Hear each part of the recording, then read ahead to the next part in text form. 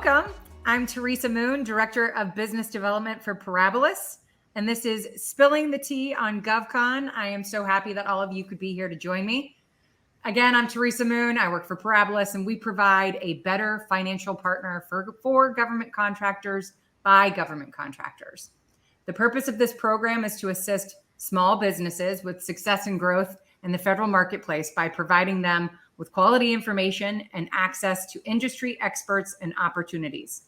Today's topic is In It to Win It. And our special guest knows all about winning government contracts and assisting clients in elevating their game in this industry.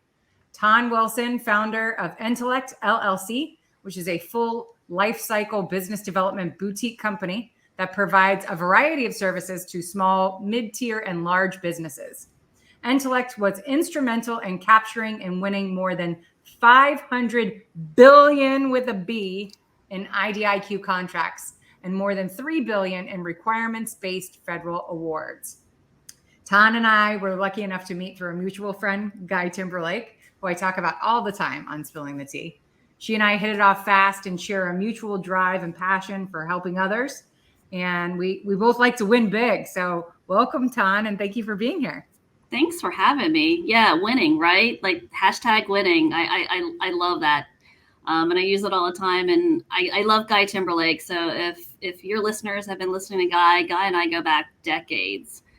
But yeah, happy to be here at Entellect. We do sessions like this all the time. I speak and I go out to events. I'm the small business advocate out there all the time. So you will see me on LinkedIn. I'm always speaking about, sticking up for like the little guy and trying to elevate and educate the small and mid-tier companies so that they can kind of compete with the big guys, because that's where innovation is, right? That's the backbone of so many great things that are happening in the government and in industry in general. So. Awesome.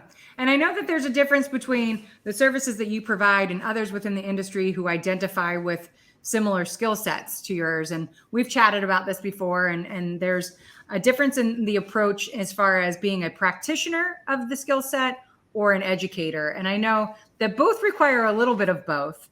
But can you talk a little bit about how your skills and services are applied at Entellect? Yeah, so I will, if you've heard me before, I always say that I'm a practitioner, right? So a lot of times people will say, hey, can you come in and do training, or can you teach me how to do this, or and whatnot? I was like, well, I could teach you, but there's so many people in industry who do great training sessions and have great educational, programs like, Guy and Michelle Bull for one of them. And my other colleagues out there.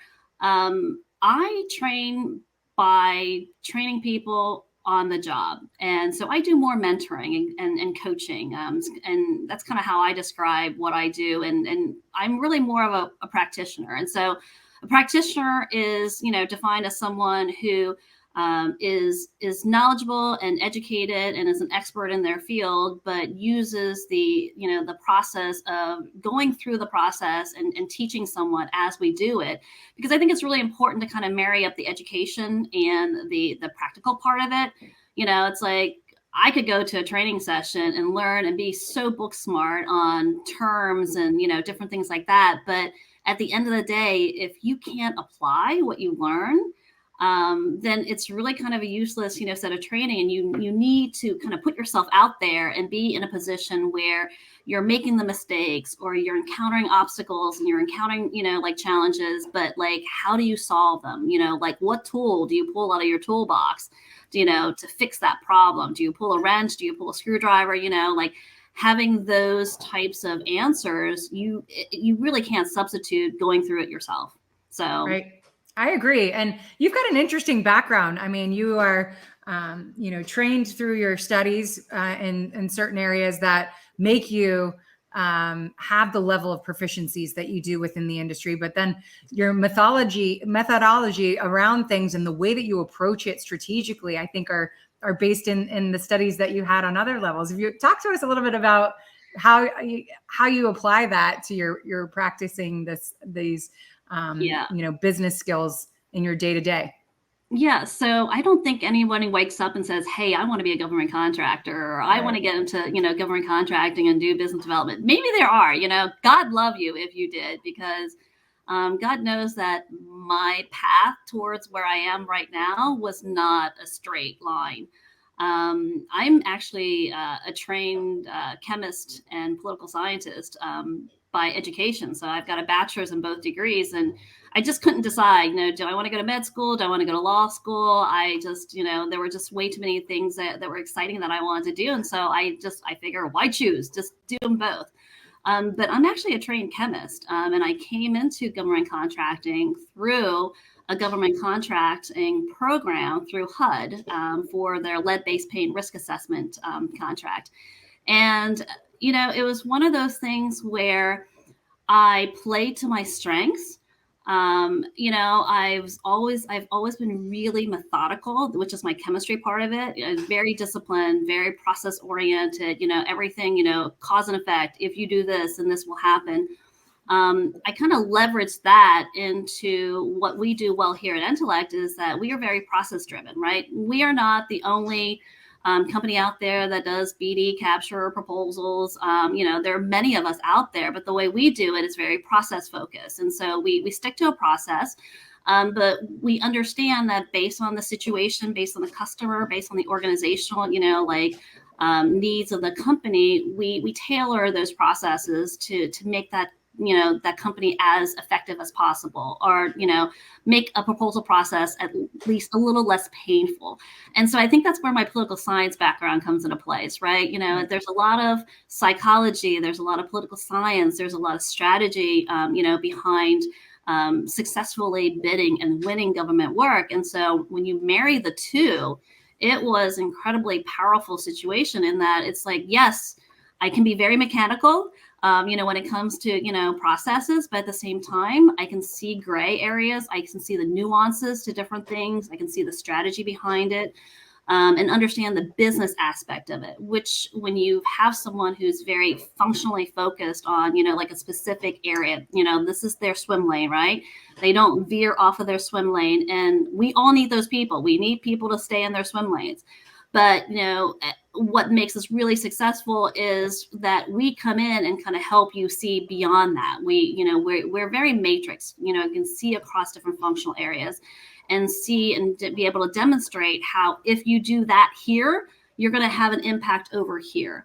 And so, everyone thinks, oh my God, what's a chemist doing in this business? To me, it's like, how can you not be a chemist and, be in this business? It makes so much sense to me.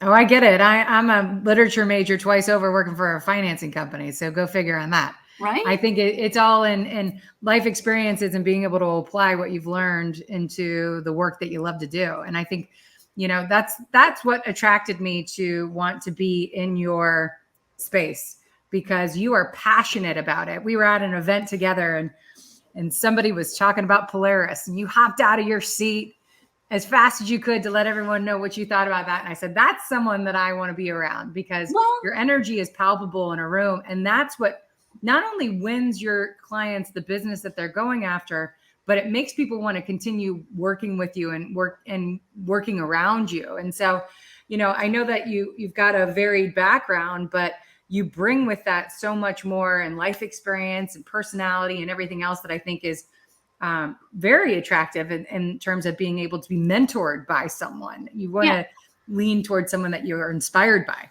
And I think what you're saying really kind of rings true to like any successful government contractor, right? You see companies that really struggle. They have challenges with winning work. They have challenges with just being able to, capitalize and, develop those strategic teaming partners. And I think it comes down to the root of what business is all about, which is having these organic relationships and these interactions with other people. And I think, the one silver lining about the pandemic, and I've talked about this too, because when the pandemic hit, we had to learn how to do BD in a very different way. You couldn't walk the halls of the agencies, you couldn't just go in and drop in and say hi to someone and, have those, hey, off the record kind of conversations that you have. Right. the silver lining for that is that it put all the government contractors on the same level playing field. Mm-hmm. Then all of a sudden, someone who's operating in San Antonio, Kansas City, San Diego didn't have to be within a 60-mile radius of the national capital region. Right. Agencies had to learn how to communicate outside of that area. And so while that was great and it helped industry in general, I think it really crippled some business owners and BD people, because now we've gotten really lazy. The pendulum has swung the other way. Now, all of a sudden, everybody wants to hide behind their computer. They want to not pick up the telephone. It's either a text or an IM or an email.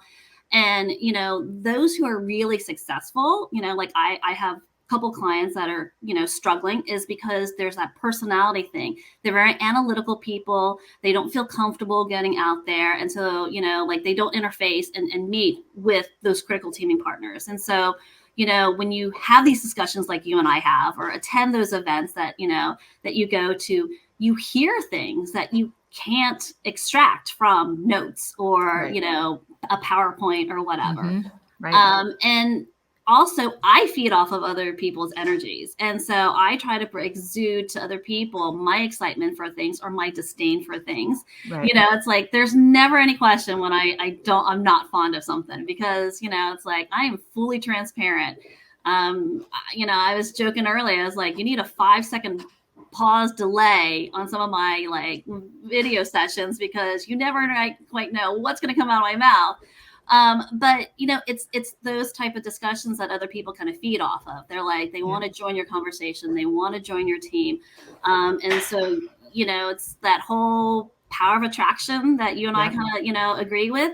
You put out in the universe what you want the universe to give you, and it will give it to you in excess. Absolutely. And so if you put out negative energy and, things and doubt, then that's what the universe is going to continue to give you. So. Right. And I think that attributes a lot to the success that you've had and the success that you've helped clients of yours have as well. And, we've talked to you and I a little bit about the way that you best serve the market that you go after. And you've got a broad market that you go after. It's not just small businesses, not just middle-sized, it's all of them. And I think that's wonderful, because you're not a cookie cutter approach to it. And to your, pardon me, to your point earlier, when you were saying COVID changed things and the approach of how we have the conversations that we're having, the fact that you said that you would go to government agencies and pop in on people to say hello and have those one-off, off the record conversations. Business owners don't always know that, number one, it can be done. And number two, there are ways that you can function with that in a personal way and have relationships that are so important by being able to chat with someone personally. And the fact that you know how to do that is beneficial as hell to a business owner who wouldn't be able to do that on their own. And whether you're doing that on their behalf or you're mentoring them on how to make those relationships happen, I think that that's a specialization, if you will. But I know that you have other specializations that you offer to the different sizes. I know, and it's different based on size and based off of need, what specialization of yours that you offer. But can you share some insight into what you do best, and then as an overall, what your company does best when addressing the needs of the different size businesses that you work with? Yeah. So everything that you said has pros and cons to it, because we've done work in so many different business sectors and different agencies. Sometimes companies get very wrapped around the axle about, have you ever done work and won work over at NGA? Or they'll say a specific agency in particular. And, so, I'm just very transparent. It's like, no, we haven't, but that doesn't mean that we can't, because winning work is a combination of a number of different ingredients, right? It's like baking. You put, several ingredients in, you bake it, and, you get a great product at the end.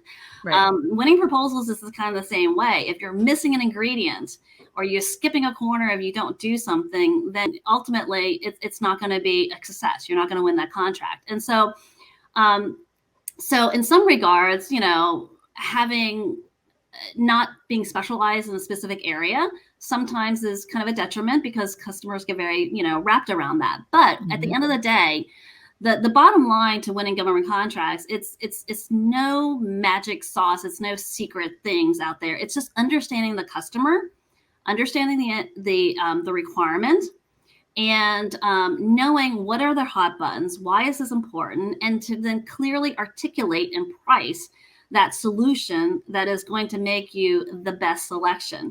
And at the end of the day, it comes down to whether or not you have the prerequisite past performance and capabilities. So if you're going to fall short in that three-legged stool, it's not going to hold up at the end of the day. So, that can kind of, like be challenging. But I think company-wise, what we do really well is that we are really able to mobilize and handle some very complicated, responses. I prefer super complicated responses to GSA schedules or, some other, opportunities that are much, simpler to respond to. I'm not saying that they're easy. Don't get me wrong. They're highly complicated in different ways. Mm-hmm. And so, I can't do GSA schedules. They scare me. But my friend Courtney Fairchild over at Global Business, she's just like, I do them every day and twice on Sunday, right? And I'm like, more power to you. Play to your strengths. And so our strengths are being able to pull together geographically dispersed, teams, responding to highly complex opportunities that require a high level of capabilities to help companies collaborate. I think we're really good at being able to communicate and help companies collaborate. Companies and people in general do not organically know how to collaborate. Mm-hmm. They think they do. They really don't. They need someone who's going to be able to help facilitate that process. And so because we are process-focused people, we know the tricks of the trade. It's like I spend 90% of my day getting people to do things they don't want to do. And somehow they do it. And sometimes they do it with a smile. Sometimes they do it with a laugh. And sometimes they leave cursing me because I made them do it. But it's knowing how to do that. But then being able, I think people are more open to doing that for you if you clearly articulate to them why it's important, right? A lot of times we're told, you must do this. You must do this by a different, by a specific date. You must follow these sets of instructions. What we do is we take that to a certain level and then say, why is it important, right? Why is the government asking for you to provide this information in this manner? Or why do they want this information? Sometimes there's a reason, a lot of times I can explain why. And sometimes it's just suck it up. That's just the way it is. And that's the requirement. And if you want this contract, that's, those are I don't make the rules. I just play Right.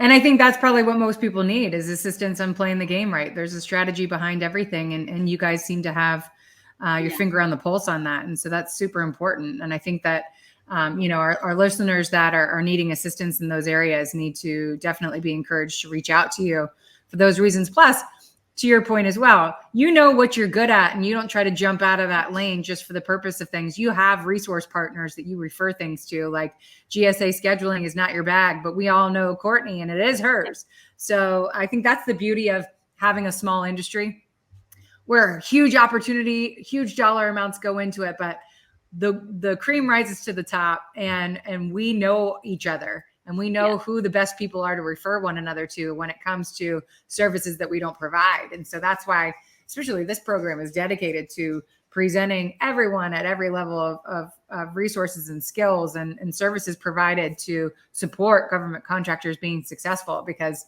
it is the best we can do, right? Is to help each other get a leg up and do what we do best really well for the people who need us to do it for them. And so I think it's awesome that we've had this chance to highlight some of the proficiencies that Entellect puts out for their customers, which is awesome. We talked a little bit about low-hanging fruit. Everyone wants to know where it is. And you had the best answer to it of anyone. I ask that question all the time. What do you consider low-hanging fruit? Yeah. I mean, because I liked the personal touch that you put to it when you answered that question for me. So elaborate on that if you would for me, because I relate to that in so many ways, but my mind wasn't even going there, but I agree with you 10,000%. So I think the key to low-hanging fruit is to not overly complicate things, right? Mm-hmm. It's like we try to get really sophisticated and everything. And to me, it's low hanging fruit is the next conversation you have. Mm-hmm. And so I never go into any conversation with any predisposed or premeditated set of expectations. I let the conversation kind of flow where it needs to flow, and then I try to pick nuggets out of there that I want to continue the conversation with. And so I think if anything, the way to find low hanging fruit would be to have everybody here start to kind of fine tune the art of conversation and the art of being able to ask certain poignant questions. And what I find a lot of times when we go to these networking events and these, mixers and things like that, everyone is, and BD people are so, like we're all BD people, right? It's like we're so predisposed to explaining who we are, what do we do, why are we the best at it?